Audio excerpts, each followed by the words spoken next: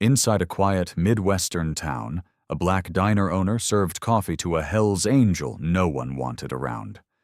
A few minutes later, 2 police officers arrived and insulted both of them right inside her diner. Things escalated when they threatened to draw their guns, but the black owner stood up, defended the man from the police, and kicked them out. That one act made the entire town turn its back on her. But what happened next left everyone stunned. Before we dive deeper, let us know where you're watching from. We'd love to hear your thoughts. The evening sun hadn't yet dipped below the horizon behind Pineville, but the faint orange glow of dusk was already casting long shadows over the town's cracked sidewalks and boarded storefronts. A quiet mist clung to the fields like it didn't want to let go. The silence felt like it had been there for years, just waiting for someone brave enough to interrupt it. Inside Maya's diner, the only black-owned diner for miles, the lights flickered to life with a soft hum. Maya Johnson stood behind the counter, holding her breath for a moment before letting it go with a quiet sigh. She always paused there every evening, right before unlocking the front door, as if asking herself if she had the strength to face another night. She wore her mother's old apron, frayed at the edges, but clean. Her braids were tied back neatly under a navy blue head wrap. Her eyes, those deep brown eyes, carried a quiet fatigue, the kind that didn't come from lack of sleep, but from caring too much for too long. Her hands moved by memory, now flipping the sign to open, wiping down the front counter, straightening the salt shakers, checking the register. Only $34 in the till. Again, she swallowed the knot in her throat and turned toward the coffee machine. As the aroma of fresh brew filled the room, she allowed herself a single breath of comfort. Then the bills in her purse flashed in her mind. Unpaid electricity, her father's medication, and the hospital deposit she still couldn't cover. Maya poured herself a cup and walked to the window. Outside Main Street was lifeless. The hardware store had been boarded up for 2 years. The factory closed last summer. Only the gas station was still hanging on, run by an old couple who hadn't smiled at her since she was 10. The diner had once been the soul of this town, especially back when her mother, Evelyn Johnson, ran it. People used to laugh here, eat together, talk about things that mattered. But after Evelyn passed and Maya took over, everything got quieter. People stopped coming. Some said nothing, just stopped showing up. Others offered tight smiles and fake compliments. And then there were those who came in just to remind her without saying a word that she didn't really belong. Not here, not in Pineville. She sat down at one of the corner booths and opened a worn notebook labeled Dad. Inside were lists his medications, therapy schedules, bills. Her pen hovered over the words for a moment. Her hand trembled slightly as she added, "Ask Dr. Sutter for another payment plan." Her father's voice used to fill this place, booming, joyful, full of song. Now it only echoed in her memory. After the stroke, he couldn't walk, couldn't speak. Maya had been the one to carry him out of the house that night. She remembered his fingers wrapped around hers, the panic in his eyes. The man who once carried her on his shoulders couldn't hold a fork now. The bell above the door chimed. Maya stood quickly, forcing a smile that hadn't reached her eyes in months. "Evening, Hank," she said as the old trucker walked in. Hank nodded without a word, slid into a booth, and picked up the laminated menu like he hadn't read it every evening for 20 years. She brought over his coffee, setting it down gently. "Same as usual." He gave the slightest nod, eyes never leaving the menu. There used to be regulars. Now it was just Hank. Sometimes Maya moved back behind the counter and pulled out the ledger. Pages of red ink greeted her, circled in bold. She ran her fingers through her braids and stared at the numbers like they might change if she stared hard enough. They didn't.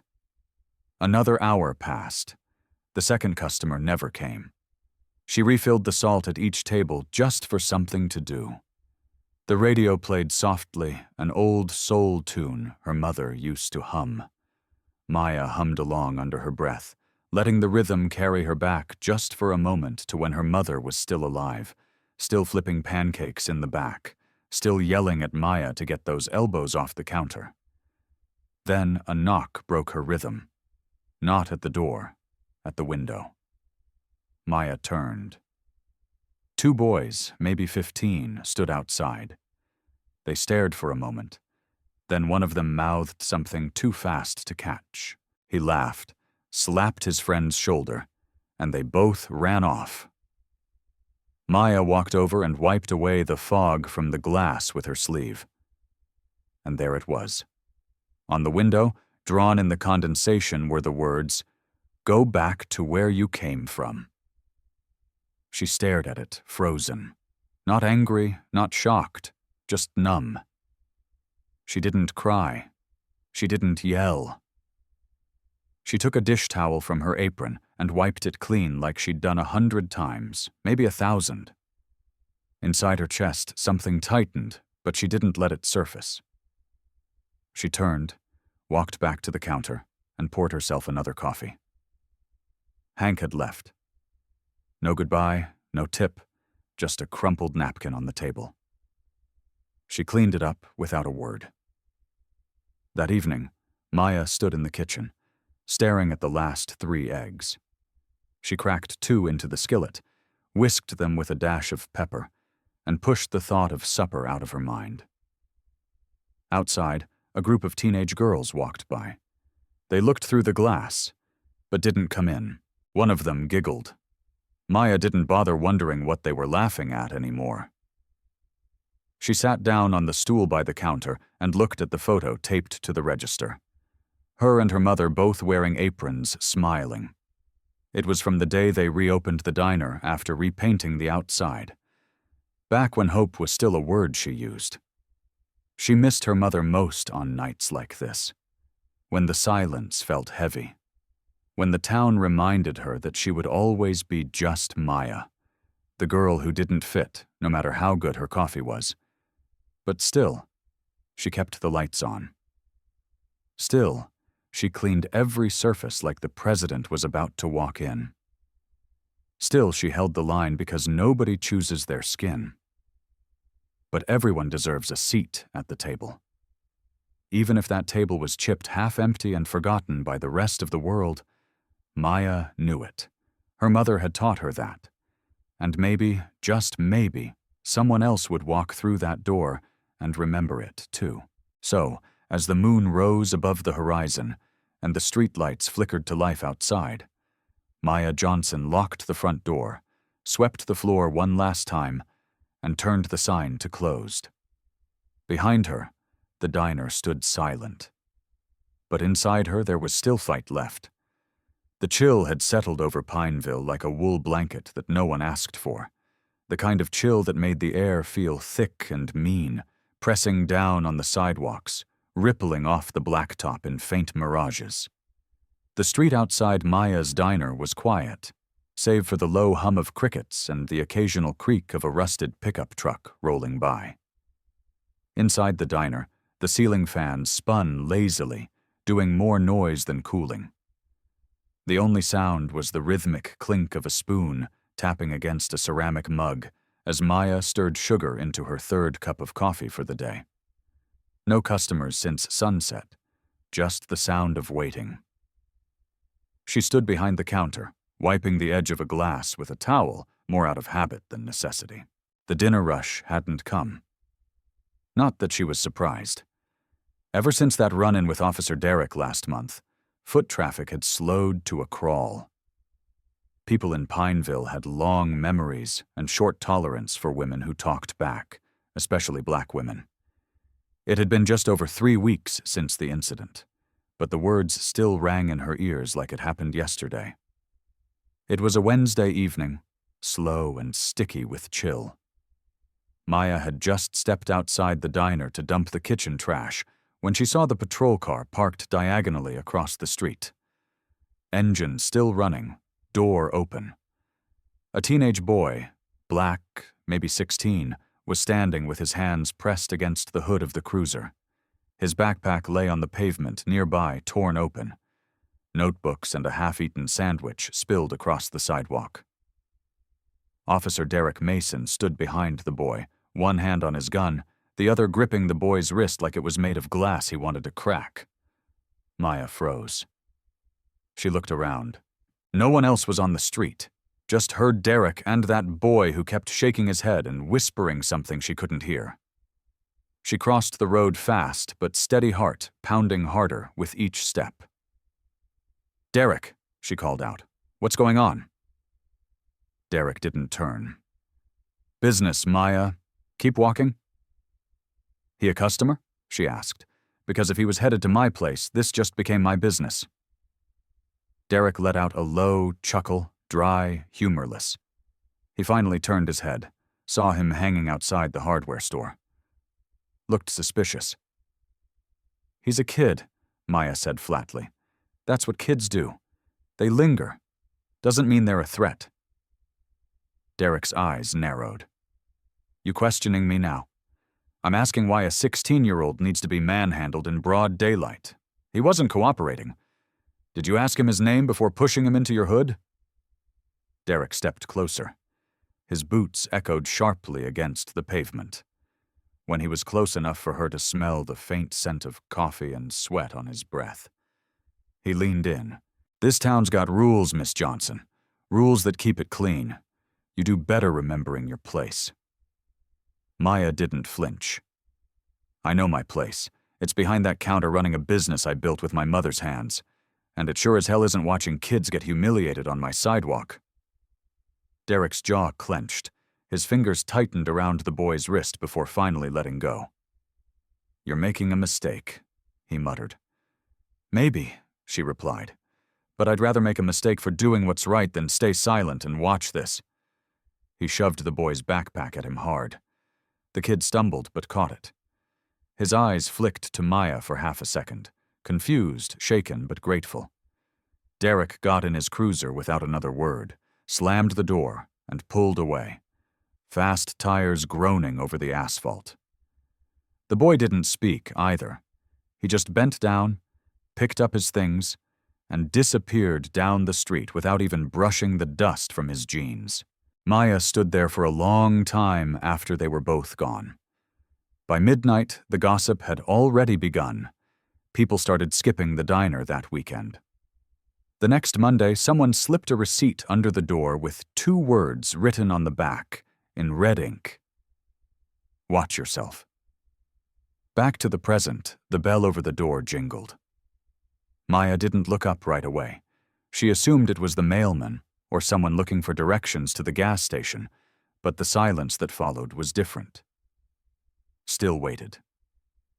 When she did glance up, her hands froze mid-wipe. He filled the doorway like he wasn't trying to, but couldn't help it. Broad shoulders wrapped in a black leather jacket scuffed and dusty from the road. His jeans were torn at the knees, boots thick with dirt. His beard was salt and pepper, mostly saltful and tangled. A pair of pale blue eyes, slightly bloodshot, scanned the room with the weary caution of someone who'd been met with too many doors slammed in his face. On his jacket just above the heart was a sewn patch with the insignia of a skull with wings and flames curling out the sides. Hell's Angels. Maya's chest tightened. Every diner has its ghosts. The Hell's Angels were not ghosts in Pineville. They were myths wrapped in leather and trouble. Stories told in whispers at truck stops. Rumors about drugs, fights, guns. No one in town ever saw them, but everybody swore they existed, and nobody wanted them nearby. The man took 2 slow steps forward. The floor creaked under his weight. His presence shifted the room. Maya could feel it, an invisible tension, the kind that sat on the back of your neck. Even the fan above them squeaked a little louder, like it knew something was off. He walked to the furthest stool at the counter, the one closest to the emergency exit. He moved stiffly like someone who'd spent too many nights on the road and too many years in pain. His hand trembled slightly as he gripped the edge of the stool, lowering himself down with effort. Maya studied him for half a breath longer, then folded the towel, set the glass down, and moved toward him. "Welcome to Maya's Diner," she said evenly. "Today's special is smoked brisket with sweet cornbread. We also have fresh peach tea and hot coffee. What can I get started for you?" He looked up at her then. Just a second too long. Enough for Maya to see it. Not fear, not aggression, grief. His voice was low, scratchy. "Coffee black, fast as you got it." Maya nodded and turned to the pot. As she poured, she noticed it. His right hand shook as it reached up to rub his neck. A faded blue hospital bracelet peeked out from under his sleeve.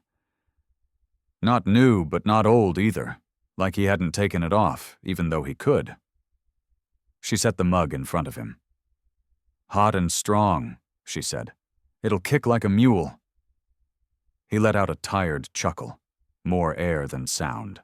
His hand hovered over the mug for a second before finally gripping it. The trembling made the coffee ripple. "You all right?" she asked quietly, not as a waitress but as a person. He looked up again more directly this time. Something inside him shifted like a wall, lowering just an inch. "My daughter's in Pineville General," he said, voice barely above a whisper. "She's 15, stage 4. They told me to stay close. Just wait." Maya felt the words land in her chest. "I'm sorry," she said, and meant it. He nodded once, then looked back down at the mug. "I needed a place to breathe," he added. "Hospital's got too many beeps. Too many people whispering like the walls can hear him." Maya didn't speak. She didn't offer cliches or empty hope. She just stood there, hands on the counter, letting the silence hold space for him. After a moment, she asked, "You want something to eat?" He hesitated. "I didn't come in here to cause trouble," he said. "If I make folks nervous, I can go." Maya folded her arms. "Nobody asked you to leave. You're here and you're human. That's enough." He looked at her again, longer this time, then nodded. "I'll take the brisket," he said. "And maybe some of that cornbread if you got it." She smiled softly. "Best in the county. Give me 10 minutes." As she stepped into the kitchen, she glanced toward the window. Sure enough, across the street, Mrs. Fletcher stood on her porch, arms folded, watching. 2 more locals passed by, slowing their steps when they saw the Hells Angels patch. It was already happening. Inside the kitchen, Maya moved with practiced ease. But her thoughts spun. She had seen a lot in her 33 years church fundraisers, protest marches, hospital waiting rooms. But there was something about the man at her counter that clung to her bones. He didn't look like danger. He looked like grief wrapped in denim. She plated the brisket and added 2 warm cornbread muffins brushed with honey. As she slid the plate in front of him, she noticed the tattoo on his forearm. Black ink faded into skin. "Mia, my daughter," he said, catching her glance. Maya gave him a gentle nod. "She's lucky to have a dad who sticks around," she said. His eyes glistened for just a moment before he blinked it away. "I don't know if lucky is the word," he said, "but I told her I'd be here. I meant it." They didn't say much after that. He ate slowly like every bite cost him effort. Maya busied herself with cleaning, but every so often she looked over and saw the same image a big man made small by life, holding on with shaking hands and silent hope. When he finished, he reached for his wallet. Maya put a hand on the counter. "It's on me," she said. He paused. "Why?" "Because grief shouldn't eat alone," she answered, "and because no one else offered." He stared at her, unsure how to respond. Then finally he slid the wallet back into his jacket and stood. "My name's Jack," he said. "Jack Harlan." Maya extended her hand. "Maya Johnson," They shook. His grip was firm, but she could feel the tremble still hiding beneath the surface. He nodded once more and headed toward the door. Before stepping out, he looked back. "Thank you for not looking at the jacket first." Maya smiled. "Everybody's got a story, Jack. Some just wear theirs on the outside."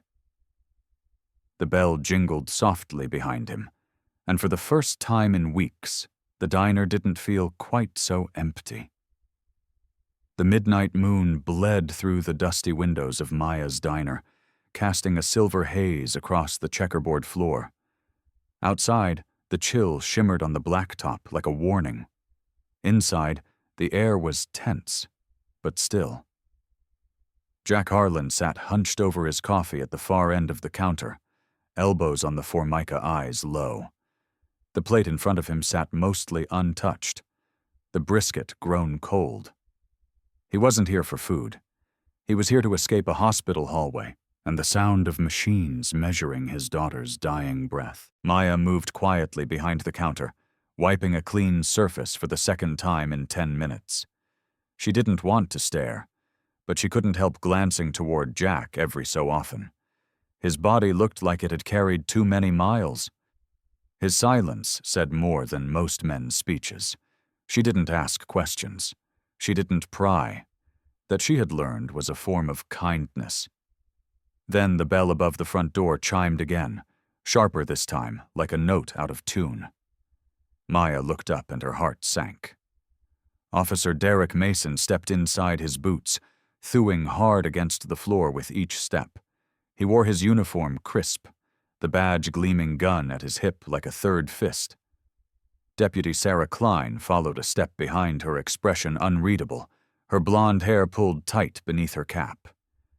The air shifted instantly. Maya felt it in her chest.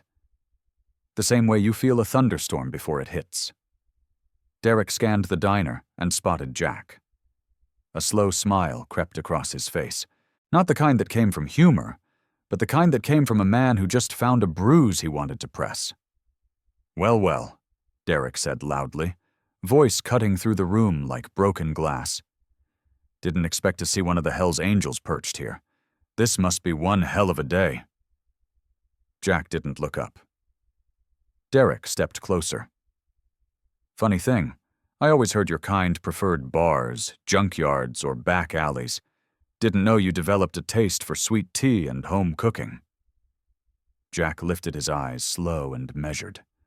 His fingers tightened slightly around the coffee mug. The tremble in his hand returned. "I'm just having dinner," Jack said calmly, voice growly. Derek's laugh turned slightly to Sarah, who didn't laugh with him. She just shifted her weight from one foot to the other and kept her hands behind her back. Derek turned back to Jack. "Name and ID." Jack blinked once. "Excuse me. You heard me. You're wearing a patch I've seen in a dozen police reports. You match a few descriptions. Could be harmless. Could be something else. I'm going to need to see some ID." Jack reached slowly for his wallet, but Derek's hand moved quicker, resting on the grip of his holstered gun. That did it. Maya came out from behind the counter apron, swaying at her hips, face tight. "He's a customer, Derek." Derek didn't turn. "You know who he is. I know he's paid for his food and hasn't broken a single law since he walked in." Derek let out a low whistle and turned to face her. "Well, well, first-name basis, huh?" Maya's heart was pounding now, but her voice stayed steady. "You're not here for dinner? You came in to provoke someone, and I'm not going to let you do that in my place." Derek narrowed his eyes. "This town's got standards, Maya. You might not care who you let through that door, but the rest of us do." Maya took a step forward. This diner was built on two things: food and fairness. I serve anyone who walks through that door, white, black, patched, unformed. You don't get to decide who counts. Derek took a half step toward her, lowering his voice. "You really want to pick this fight with me again?" Maya didn't blink. I'm not picking anything, but I'm not going to stand by while you harass a man trying to drink his coffee." For a moment, there was only the faint hum of the refrigerator and the ticking clock above the pie shelf. Then Jack placed his wallet slowly on the counter. "I don't want trouble," he said quietly. Derek ignored him and snatched up the wallet, flipping it open. He stared at the license inside for a beat too long, like he was disappointed it didn't give him a reason to escalate. He tossed it back on the counter. It landed with a dull thud. "No warrants," he muttered. "Guess you live another day." He turned to Sarah, who hadn't moved. "Let's go." Sarah hesitated. Her eyes flicked between Derek, Jack, and Maya. Then, without a word, she followed her superior out. The door swung shut behind them with a heavy clang. Maya stood there still breathing hard. Her hands were clenched at her sides. Jack reached for his wallet and slid it back into his pocket. He looked at her. "You didn't have to do that," he said.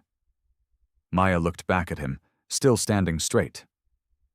"Yes, I did." He gave her a look she couldn't quite read. A mix of confusion, gratitude, and something else. Respect, maybe. "I've seen that before," Jack said after a moment. "That look in a man's eyes when he wants to make someone small just to feel bigger. Most folks look away." Maya nodded. "I used to," she admitted. "Not anymore." He finished the last sip of his coffee and pushed the mug away. "Thank you," he said simply. She nodded again, quieter this time. "Your money's no good here today?" Jack started to protest, but she raised a hand. "Don't argue, just take the win." He smiled just a little, then stood up. His jacket creaked as he straightened his back. He moved slower than when he came in. "Named Jack, by the way, Maya?" He offered a handshake. She took it. And in that brief moment, the weight of the town, the noise of injustice, the stink of fear, it all quieted. Because sometimes the loudest thing in a room is the one person who refuses to look away. As Jack walked out into the moonlight, Maya stood by the register, heart still racing. She didn't know what would come next, but she knew one thing for sure. She wasn't going to let anyone decide who was human and who wasn't. Not in her diner, not on her watch. The next evening, Pineville looked the same on the surface. The sky was its usual muted blue, and the oak trees bordering Main Street stood tall and motionless, casting long gray shadows on the pavement. But something had shifted. The stillness felt colder, more calculated. Maya approached the front of her diner as the moon crept over the horizon. Her steps were slower than usual, not from fear, but from the quiet knowing. The kind of knowing that sinks into your bones after you've crossed an invisible line no one told you existed until it was too late. The cardboard was the first thing she saw. It had been nailed, not taped to the wooden frame of her front door. No criminal sympathizers. The letters were bold and messy, written in thick black paint that had started to drip in spots down the cardboard. It wasn't subtle. It wasn't meant to be. She stared at it in silence. Her keys stayed frozen in her hand.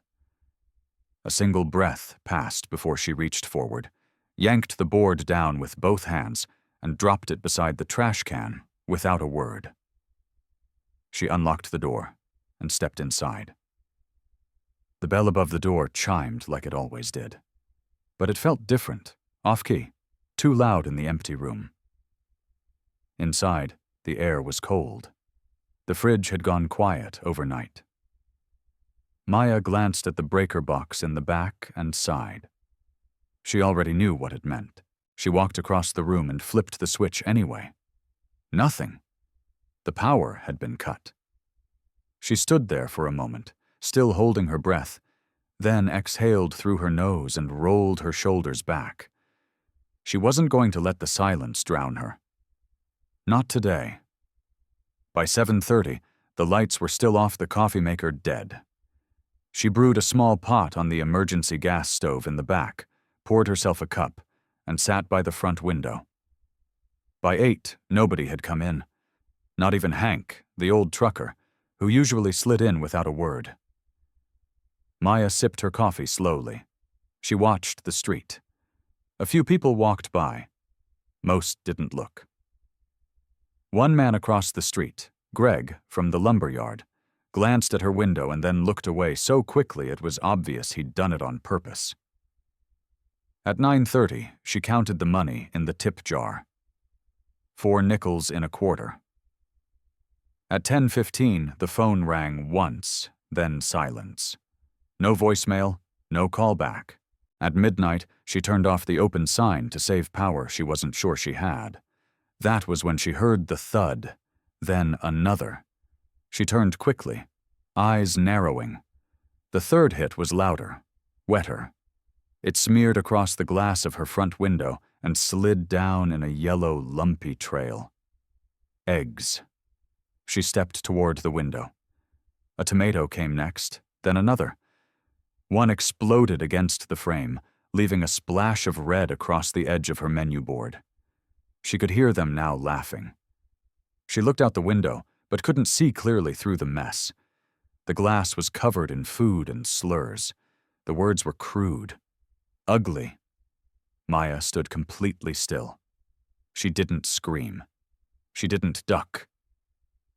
The laughter faded as quickly as it had come. Tires squealed in the distance. Someone had filmed it. She was sure of it. She walked to the counter, took a breath, and grabbed a towel. No water pressure. The city had cut service again, likely for maintenance, though no one would admit it. She soaked the towel in a tray of melted ice from the unplugged fridge and walked back to the glass. She wiped. The egg didn't want to come off. It smeared instead a slimy film of yolk dragging across the pane. The smell hit her nose, sour, thick. A mix of food gone bad, and something worse, cowardice. Her hand shook. She paused, her other hand pressed to the glass, steadying herself.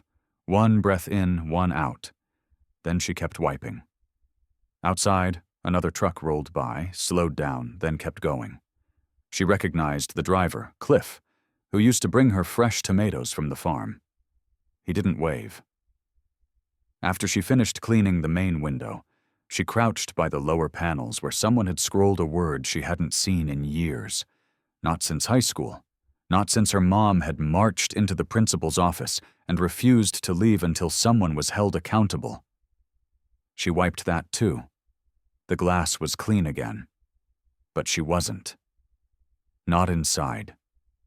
Not today. At 2:15 in the morning, she sat down in the corner booth with a notepad and wrote a list. What's left to pay? Power, water, hospital, groceries, gas. She tapped the end of the pen against the paper. Then she added another word under the list. Dignity. And next to it, still mine.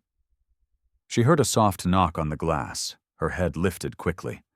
Outside stood Miss Harper, the church secretary from down the block.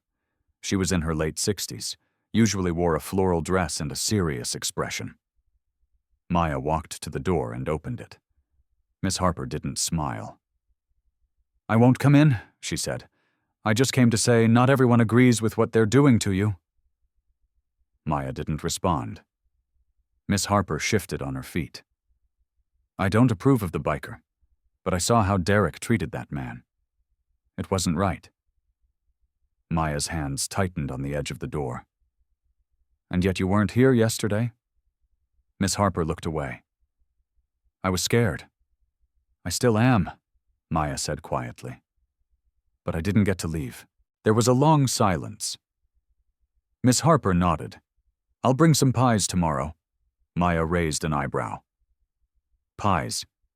People trust sugar more than truth, Miss Harper said. Then she turned and walked away. Maya closed the door and locked it. Inside, she leaned against the wood and let herself feel the ache that had built in her chest all day. The betrayal, the isolation, the silence from people who once called her family, but also the flicker of something else. Not quite hope, but defiance. The kind that comes when the worst has been thrown at you and you're still standing. She walked back to the window. There were streaks she had missed. Bits of yolk stuck to the edge of the pane, a smear of red under the table lettering. She dipped the rag one more time, and she wiped again and again until her reflection stared back at her. Still here, still whole, still hers. The moon hung heavy over Pineville that evening, beating down on the sidewalks like punishment. The air was thick, unmoving, and quiet. Too quiet. Even the crickets had stopped their endless chatter. Inside Maya's diner, the silence had become its own kind of customer. It sat at every table. It filled every empty coffee cup. It stared at her from behind the windows, smeared faintly with the last traces of dried yolk and tomato. Maya stood behind the counter, sleeves rolled apron damp from cleaning again. The rag in her hand had gone dry hours ago, but she kept wiping. Not because it needed it, but because she needed to move, do something, anything to drown out the feeling in her chest, the feeling of being watched, judged, abandoned. No one had come in all day, not a single soul. She hadn't even brewed a second pot of coffee. She told herself it didn't matter. She told herself over and over again that doing the right thing had never promised applause. But somewhere deep inside, a small voice, one she didn't want to admit existed, whispered, "Was it worth it?" Across town in a quiet hospital room, Jack Harlan sat beside his daughter's bed. Mia's breathing was soft and shallow, her eyes closed beneath tired lids. The machines around her beeped in soft intervals, reminders that time still passed whether you wanted it to or not. Jack leaned forward, elbows on his knees, hands clasped tight. He had always believed in loyalty, brotherhood. But what Maya had done, that was something different. That was courage. And the way that town had turned its back on her for it, that was something he couldn't let stand. He reached for his phone and scrolled through contacts until he found the name. He hadn't called in over a year. Luke Harlan, younger brother, former combat medic, now a patch member of the Hells Angels Central Ridge chapter. Jack stared at the screen for a long moment, then pressed call. "Yeah," Luke's voice crackled through. "It's me." Pause. Jack. Another pause. This one heavier. "Damn. You okay?" "I'm at the hospital," Jack said, keeping his voice low. "It's Mia, stage 4. A long silence. "Damn, man. I'm sorry." "She's hanging on," Jack said. "But that's not why I'm calling." He took a breath, his voice tightening. "There's a woman here. A diner owner. Her name's Maya Johnson. She helped me the other day. Stood up to a cop who wanted to make an example out of me. I didn't ask her to. She just did it. And now the town's coming down on her hard. Trashing her place. Cutting her power. Nobody's coming by. She's paying for something I did." Jack's throat burned. "I need you to do something for me." The line went quiet again. Then Luke said, "You want me to call the club?" "No," Jack said. "I want you to bring them." The next day, the moon rose angry and hot. Maya opened the diner at 7 Huards, same as always. She scrubbed the front door clean again before flipping the sign. She didn't look up to see who was watching. She didn't have the energy. By 8, no one had come. By 9, Korskans, she sat at the front booth, staring out the window, trying not to let her chest cave in. She didn't cry, but she thought about it. At 9:30, the bell over the door jingled. She stood up quickly, too quickly, and wiped her hands on her apron as a man stepped inside. He was tall, built like a fence post, and wore a weathered black vest with small patches stitched neatly on either side. His beard was neat, his expression calm. "Miss Johnson," he asked. Maya hesitated. "Yes, I'm Luke Harlan, Jack's younger brother." Maya's face softened, but she didn't move from behind the counter. Is Mia. She's still fighting, Luke said. That girl's tough. Maya nodded. Her voice caught in her throat. Luke looked around the diner for a moment, then stepped closer to the window and peeked outside. How long has it been like this? Maya didn't answer right away. Since the day after your brother came in. He nodded slowly. Well, he said, pulling a small radio from his pocket. Let's fix that. He clicked the button and said a single word. Now, Maya tilted her head, confused. That's when she heard it, a low rumble. Distant, faint at first, like a thunderstorm on the horizon, then louder and louder. She stepped toward the window, unsure if her mind was playing tricks on her. And then she saw them. Motorcycles, dozens, then more. Chrome and leather and rubber tires flooded both ends of Main Street, engines revving, echoing off the storefronts. It sounded like the sky had cracked open. Maya's breath caught. People stopped on sidewalks, stepped out of stores. Some gaped, others frowned. Within minutes, over 200 motorcycles lined both sides of the street. Then 300 men and women in matching jackets, patches from different chapters, different cities. Some held helmets, some held small flags, others just stood beside their bikes like they had been summoned by something sacred. Maya stood frozen behind the counter, heart pounding. Luke turned toward her. We ride for our own, and we remember the people who stand up for them when no one else will. One by one, riders stepped off their bikes and began to file into the diner. Quiet, respectful nods of recognition, not a single word of mockery, no judgment, just presence. The bell jingled again and again as the room filled with faces Maya had never seen. But somehow she felt she knew. She tried to speak. Nothing came out. Luke handed her a sealed envelope. It's from the brothers to cover what the town took from you. Maya opened it with shaking hands. Inside receipts for electricity paid in advance, food suppliers restocked, even a new coffee machine invoice and a handwritten note from someone named Red Dog that simply said, You fed our brother when nobody else would. Now let us feed yours. Maya looked around the room, her chest heaving. For the first time in days, she felt warm from something that wasn't the moon. She looked out the window. The street was packed, not with anger, not with hate, with loyalty, with gratitude, with community. And in that moment she realized something important. Loyalty didn't always wear a badge. Sometimes it wore leather. And when the world turned its back on you, sometimes the roar of 300 engines could be the loudest thank you you'd ever hear. The air in Pineville smelled different that evening.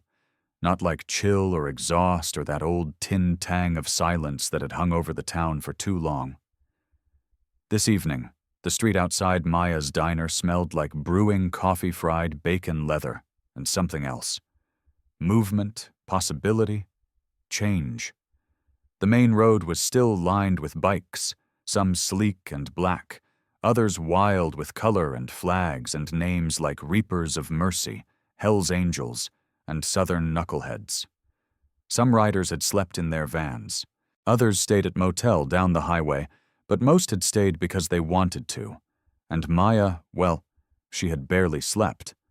Not from fear this time, from awe, from gratitude that felt too big for words. Inside the diner, the bell had barely stopped jingling since 6:30.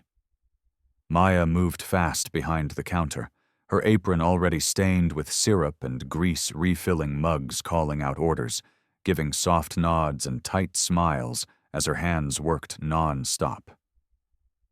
What had started with one plate of brisket, for a tired man had become something more, something living. She handed a plate of pancakes to a biker with a long gray beard and turned to refill the coffee pot when she saw her. At first, Maya thought she was imagining it. Mrs. Edith Bowman, hair pinned tight like always pressed beige cardigan purse clutched to her side like it might run away. The same woman who once said, just loud enough to be heard, that she missed the days when folks knew their place. Now here she was sitting in a booth with a biker, a woman in a sleeveless leather vest, tattoos crawling up both arms, one braid of silver hair falling over her shoulder. She was talking, no demonstrating how to knit something, and Mrs. Edith. She was laughing. Not politely, not nervously. Actually laughing. Maya blinked. She turned to Gus, one of the weekend cooks she'd called in for help, and handed off the coffee pot. "Watch the line," she said quietly. "Be right back." She walked slowly toward the booth, not cautious, just unsure. Mrs. Edith looked up. Their eyes met. Maya waited. Mrs. Edith raised her cup of tea and nodded. "Evening, Miss Johnson," she said. Maya's lips parted slightly, but she said nothing. The biker beside Edith, whose vest read Linda Vertical Bar, East Valley Chapter, smiled warmly. "She's learning to make fingerless gloves," Linda said to keep her hands warm, but still able to grip that coffee mug. Edith chuckled. "Told her if I'm going to sit with someone covered in tattoos, I might as well learn something useful." Linda leaned back, grinning. "Told her if I'm going to sit with someone who knits better than I ride, I better keep my ears open." Maya smiled slowly, unsure where the warmth in her chest was coming from. Maybe it was the moment. Maybe it was the fact that it had happened without a single speech, without a demand, just people sitting down together, figuring it out. She nodded once, then turned back to the counter. Outside, she noticed the children first. There were about 8 of them, ranging from 5 to maybe 11. They ran between parked motorcycles like it was a playground. Their feet slapped the pavement, giggling as they weaved around exhaust pipes and kickstands. One boy, Jacob Turner, Maya, realized was climbing up to sit on the seat of a bright red Harley when a biker with a skull cap and braided beard walked up. Maya tensed for a moment, her hand gripping the edge of the counter, but the biker just crouched beside the boy and said, "Careful now. You don't want to tip her, but if you want to sit, I'll show you how to do it right." Jacob nodded eagerly. The biker swung one arm under the seat, steadying it, then showed the boy where to put his feet and how to hold the handlebars. In another corner, a girl was braiding her Barbie's hair while watching a biker fix the laces on his boots. She asked a question. He knelt beside her and started showing her the knots. Maya watched it unfold in real time. No big announcements, no town meeting, just people showing up. Then the bell jingled again. She turned, expecting another rider. Instead, it was Deputy Sarah Klein. No uniform, no badge, just a gray shirt, jeans, and a tired face that looked more human than official. She stepped up to the counter and gave a quiet nod. "Coffee?" Maya asked, voice even. Sarah nodded. "Black, no sugar." Maya poured without a word. When she handed the mug across the counter, their fingers brushed for a moment. "Thank you," Sarah said. Maya looked at her. "Really?" Looked. There was something in her eyes. Regret, and maybe something softer. Resolution. Sarah sat at the counter watching the room. After a long moment, she spoke. "I heard what they did to your place last week."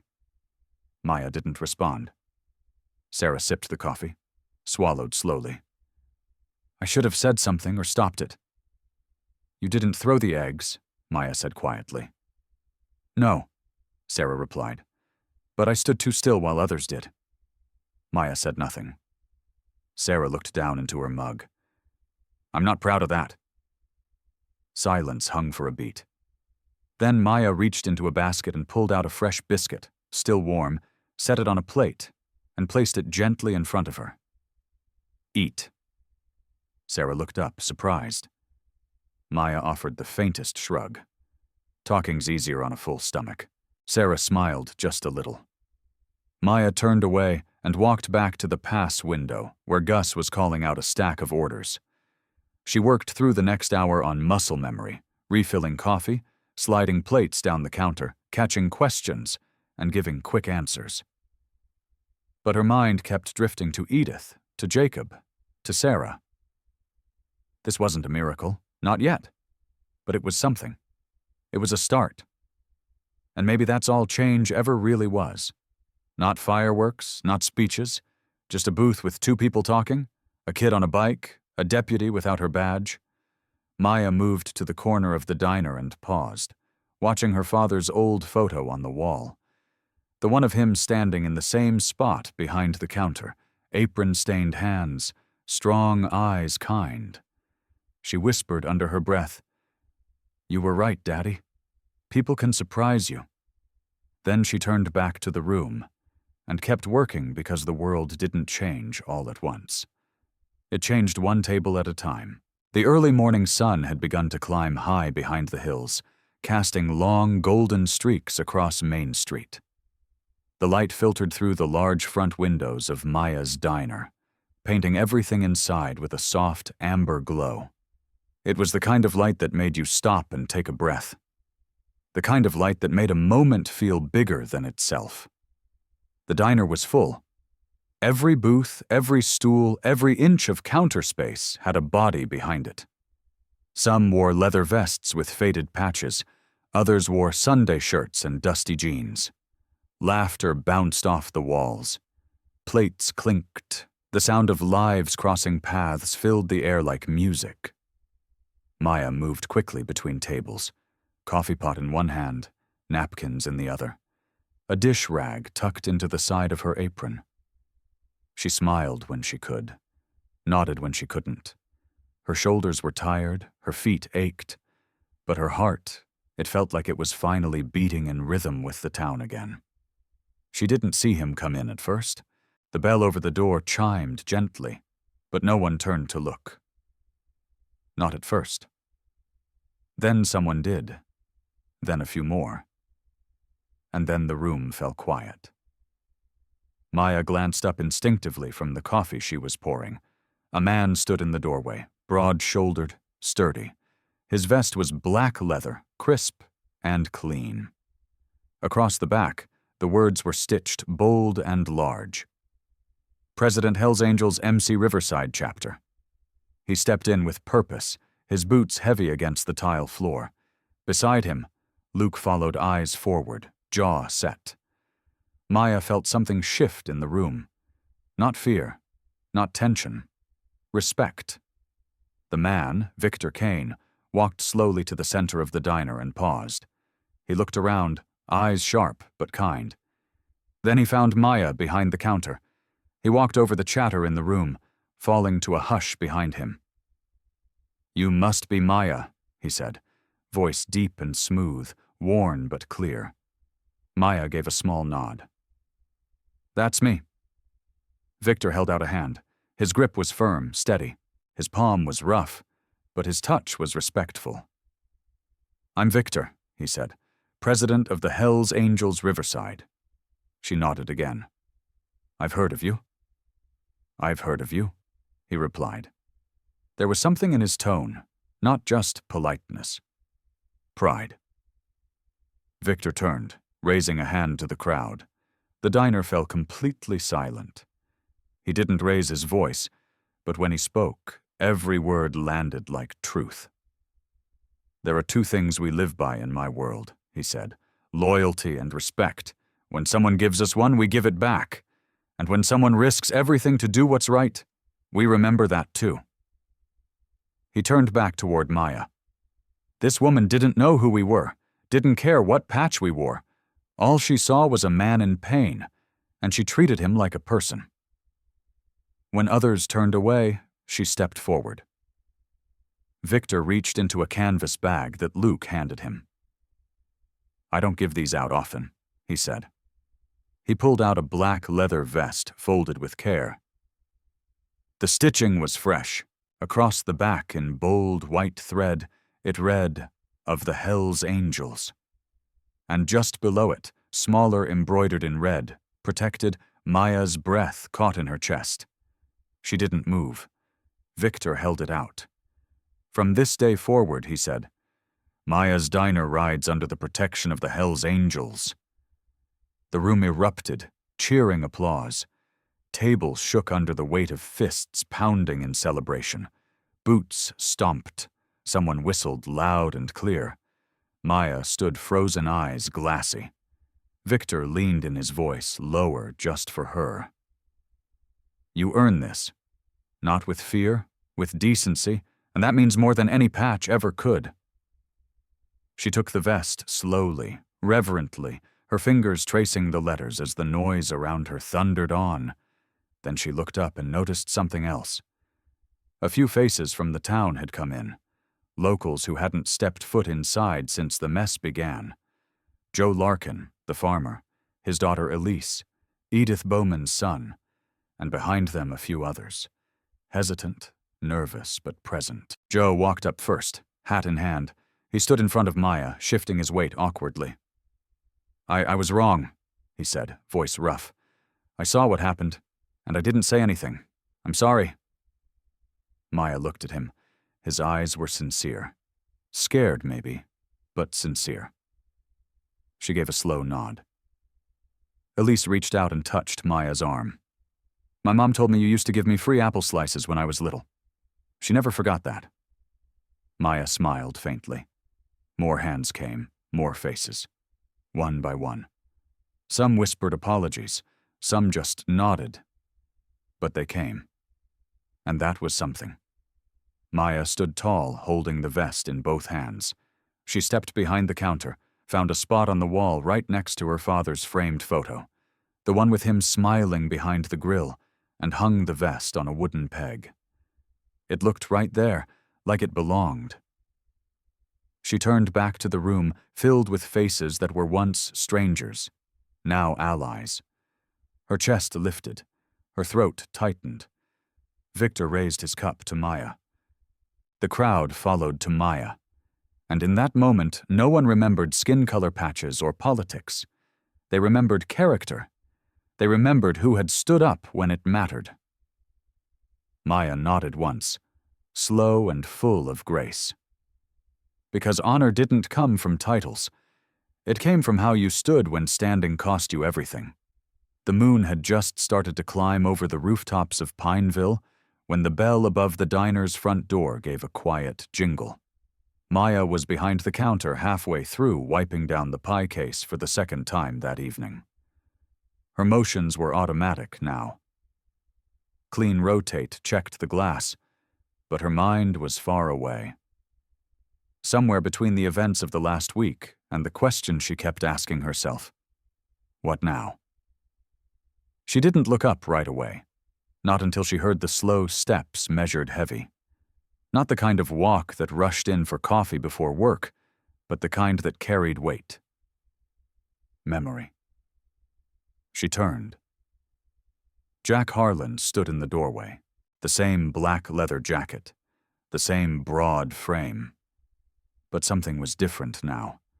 His eyes, they were clearer, not lighter.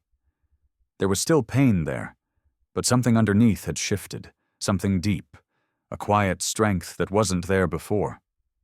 Maya set down the cloth.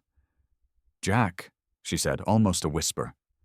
He stepped inside, nodding once. His boots echoed gently on the tile. I was hoping you'd be here, he said.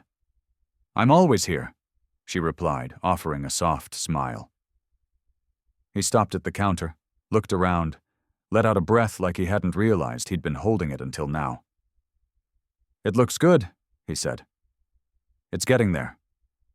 Maya replied, Some day is better than others. He nodded slowly, then silence. Maya poured him a cup of coffee without asking, set it in front of him. Black, just like last time. Jack wrapped his hands around the mug.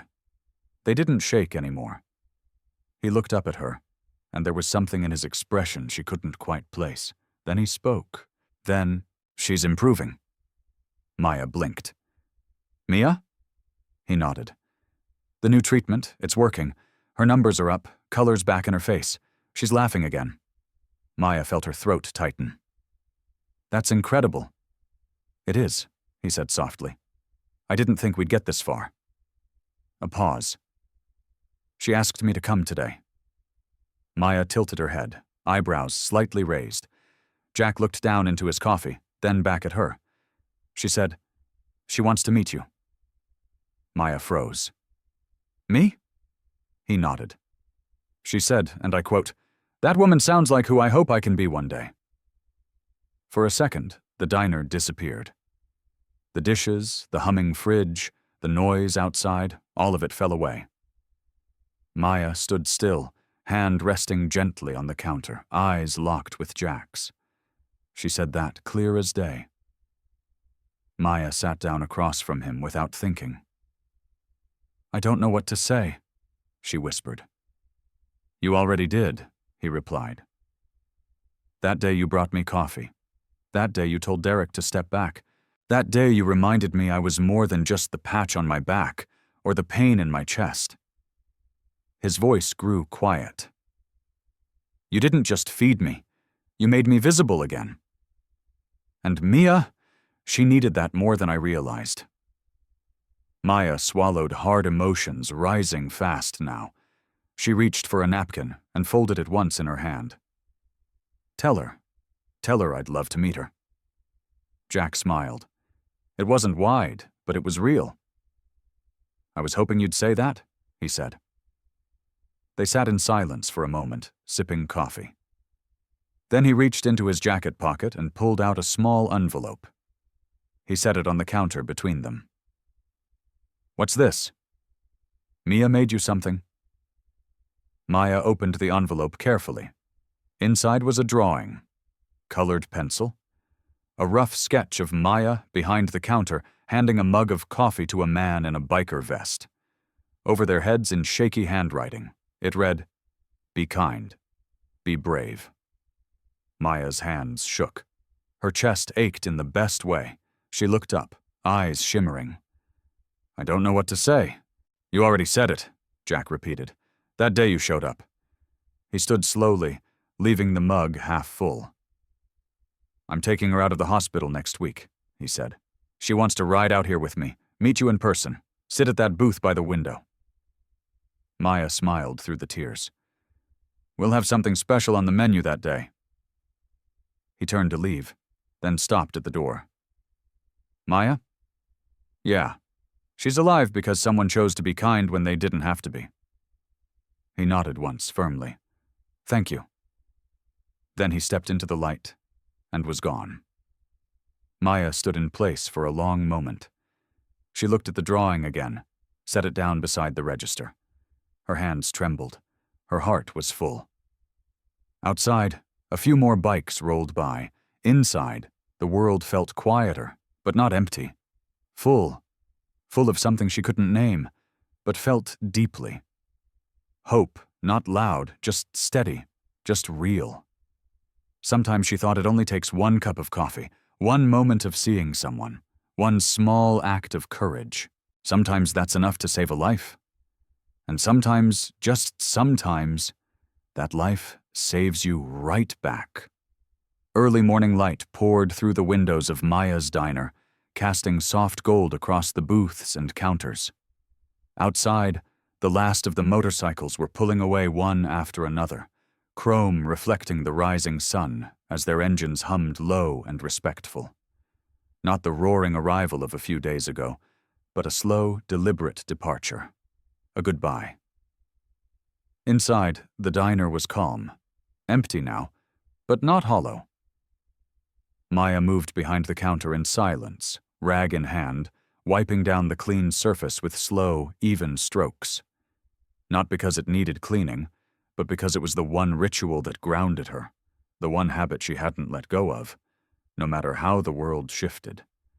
A few steps away on the wall, just beside the photo of her mother taken nearly 2 decades ago on the day they first opened, hung the new black leather vest. Smooth, bold, a single line stitched across the back in clean white thread. Friend of the Hells Angels protected beneath it, a small note pinned with a pushpin. "Thank you for seeing the man, not the patch, Mia." Maya had stood there a long time before hanging it, holding it, feeling the weight of what it meant, what it cost, and what it gave back. The bell above the door jingled softly. Maya didn't turn right away. She finished her last wipe across the counter, folded the rag neatly, and only then looked up. Sheriff Derek Mason stood in the doorway. No hat, no sunglasses, no swagger. Just a man in a tan shirt sleeves rolled with tired eyes and a stiffness in his stance that didn't come from pride, but from hesitation. His gaze drifted around the diner, scanning the quiet space, then settled on the vest. He stood there for a beat longer before stepping forward slowly. Maya didn't speak. She just reached under the counter, poured a fresh cup of coffee, and set it on the counter in front of him without ceremony.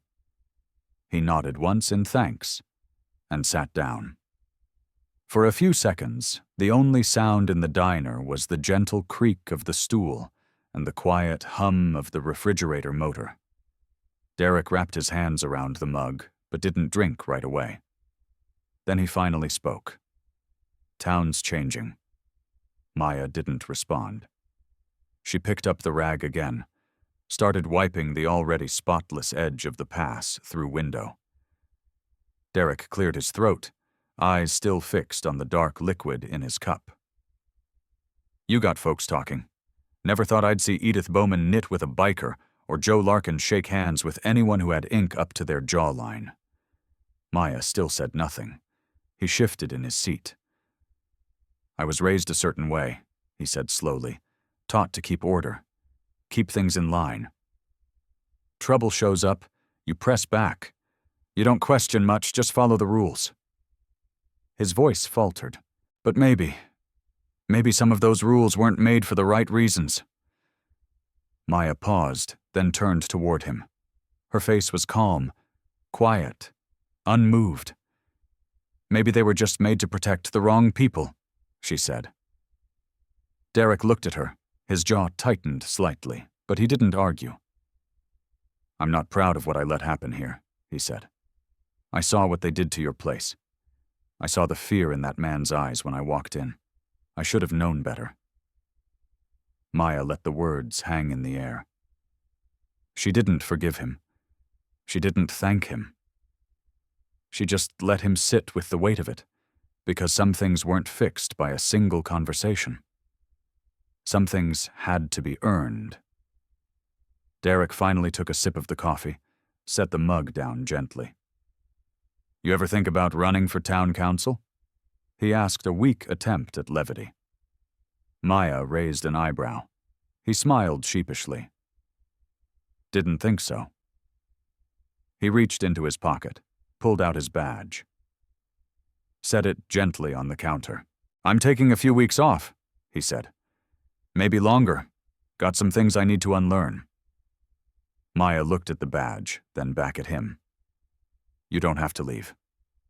"I know," he said, "but I probably should."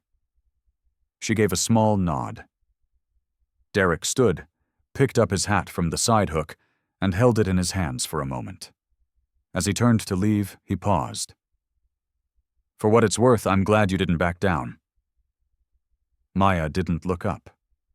She just folded the rag and placed it beside the register. Then she said without turning, "I didn't know how." Derek stood there a second longer, then pushed open the door and stepped out into the rising light. The bell gave one last soft jingle, and then he was gone. Maya stood behind the counter, arms crossed lightly over her chest, eyes scanning the room. It was just a diner. Floors scuffed from boots, booths worn from years of elbows and stories, the hum of a fridge, the ticking of the old wall clock her mother used to reset by hand every Sunday morning. But it had become something more, not because it was loud, but because it never looked away. It had fed the hungry, protected the vulnerable, told the truth even when the truth came with a cost. She walked over to the wall and stood in front of the photo again. Her mother's smile, bright and full of belief, seemed to meet hers, now with new meaning. Maya reached up and adjusted the vest on the hook just slightly. Then she whispered more to herself than anyone else. "We're still standing, Mama." And she was because change didn't always come in a roar. Sometimes it came in a refusal to bend, in a coffee cup handed to a stranger, in a window cleaned after being shattered, in a woman behind a counter who chose to see people, not uniforms, not patches, not fear, just people. And for a town like Pineville, that was the kind of change that mattered most. No banners, no headlines, just quiet courage practiced daily, one seat at a time. The story of Maya Jack and the quiet little diner in Pineville isn't just about a place. It's about choices, about what we do when no one's watching, about the simple, everyday courage to show kindness, even when the world gives us every reason not to. It reminds us that sometimes standing up for someone else doesn't take grand speeches or bold gestures. Sometimes it's just a cup of coffee placed gently in front of a stranger, a word spoken when silence feels safer, a refusal to look away.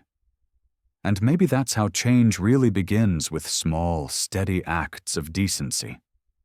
If this story touched you, we'd love to hear from you. Have you ever witnessed a quiet act of courage, or maybe experienced one yourself? Take a moment to share your thoughts in the comments below.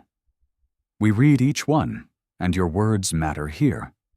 And if you believe in stories that speak to the heart and honor human dignity, please consider subscribing to our channel. Your support helps us continue telling these kinds of stories, ones that carry light, even in the quietest corners. Thank you for watching and for choosing kindness. Join us to share meaningful stories by hitting the like and subscribe buttons. Don't forget to turn on the notification bell to start your day with profound lessons and heartfelt empathy.